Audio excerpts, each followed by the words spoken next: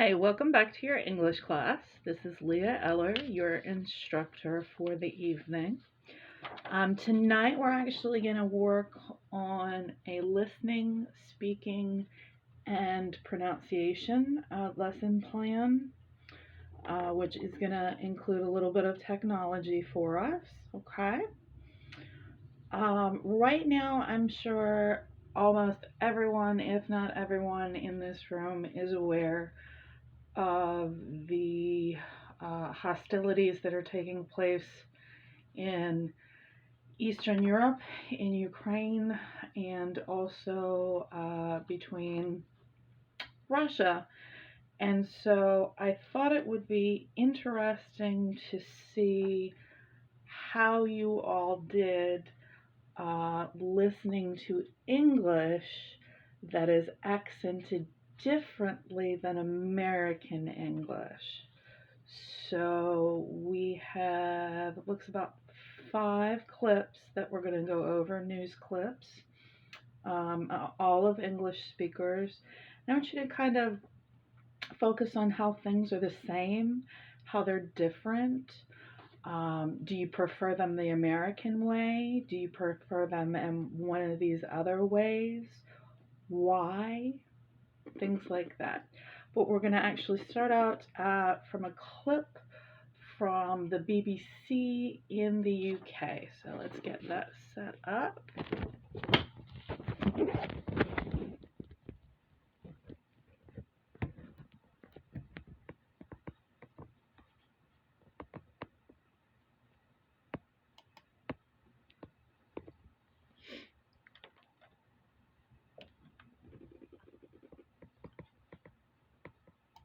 At Arizona State University, professors include one of the first women to lead. And please, again, forgive the commercials. Whether you join us on campus. Ukrainian forces have been retaking territory in northeastern areas of the country as Russian forces focus on the Donbass region further south. It comes as NATO chief Jens Stoltenberg says Ukraine could win the war and that Russia's invasion is not going to plan. Our key correspondent James Waterhouse reports. We have made it, Mr. President. We are here. Where these Ukrainian soldiers say they are is in the Kharkiv region, on the Russian border. The invaders seem to have left the area surrounding Ukraine's second largest city, Kharkiv, leaving behind now familiar trails. The Russians left really quickly. They did not have time to loot much. Before what we think were the headquarters, two sets and other stuff. Many positions were abandoned, flak jackets and helmets lying around.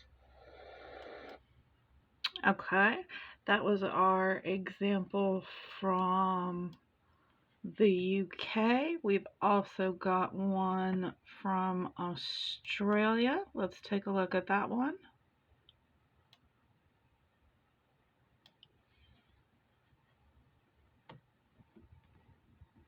Russia's military losses are mounting in Ukraine, with its troops being driven out of the eastern city of Kharkiv. It comes as Finland and Sweden ignore Moscow's warnings and solidify their plans to join NATO. For months, Kharkiv and its surrounds were a battleground, Russia attacking from all angles as it tried to take the city. Now, Ukrainian forces claim they've pushed the invaders out and back over the border. Soldiers shown here reinstalling a boundary post in Ukrainian, blue and yellow. An officer delivering a message to their commander-in-chief. Mr. President, he says, we have reached it. We are here. A clear retreat on the ground. But on the airwaves, a Russian radio broadcast. All right, we're going to hear from Prime Minister Jacinda Ardern from New Zealand.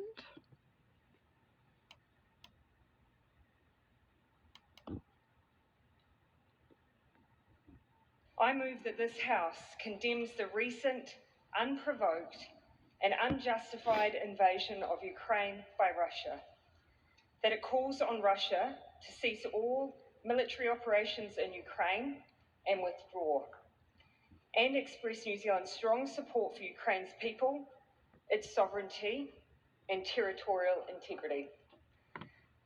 Mr. Speaker, I'll begin with the words of my colleague, Foreign Affairs Minister Nanaia Mahuta.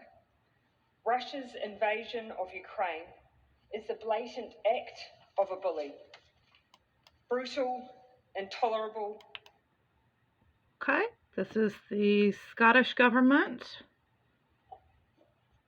The next item of business is a debate on motion 3333 in the name of Nicola Sturgeon on solidarity with Ukraine. I invite members who wish to speak in the debate to press their request to speak buttons now. I call on Nicola Sturgeon to speak to and move the motion. Up to 10 minutes, First Minister. Thank you. Today we woke to the horror of an unprovoked invasion of Ukraine and a reality that we all hoped had become unthinkable, a land war in Europe. And today, literally as we speak, that horror in Ukraine is intensifying. Much discussion will focus rightly on the geopolitical impact.